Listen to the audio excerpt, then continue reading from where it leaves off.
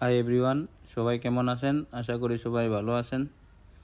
তো গতকালকে গিয়েছিলাম পট ডিকসন, যাওয়ার ইচ্ছা ছিল। তো সকাল 12টার দিকে বেরিয়ে পড়লাম। তো ইচ্ছে হলো যে বাসে করে তারপর ট্রেনে করে যাব সেরেমবাং থেকে তারপর আবার বাসে করে বা গ্রাবে করে চলে যাব পট ডিকসনে।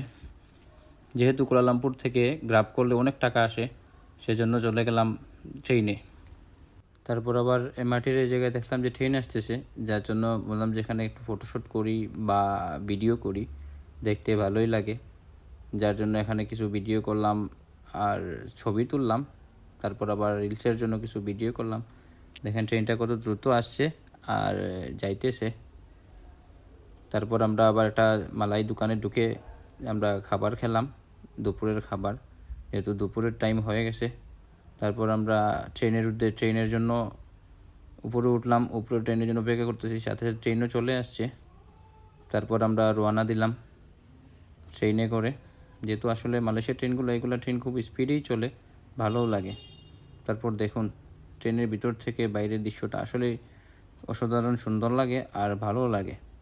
আর তখন এত বেশি লোকও ছিল না, যেহেতু হলিডে না, বেশিরভাগই লোক কাজে ব্যস্ত।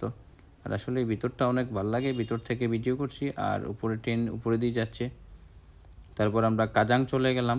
কাজাং থেকে আবার যেতে হবে সেরামবাং, যার জন্য আমরা ট্রেনের জন্য অপেক্ষা করতেছি, কারণ কাজাং থেকে আপনি আবার সেরামবাং যেতে হয়।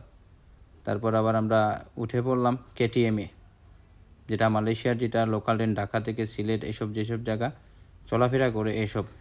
তারপর আমরা অপেক্ষার ঘর করতে থাকলাম।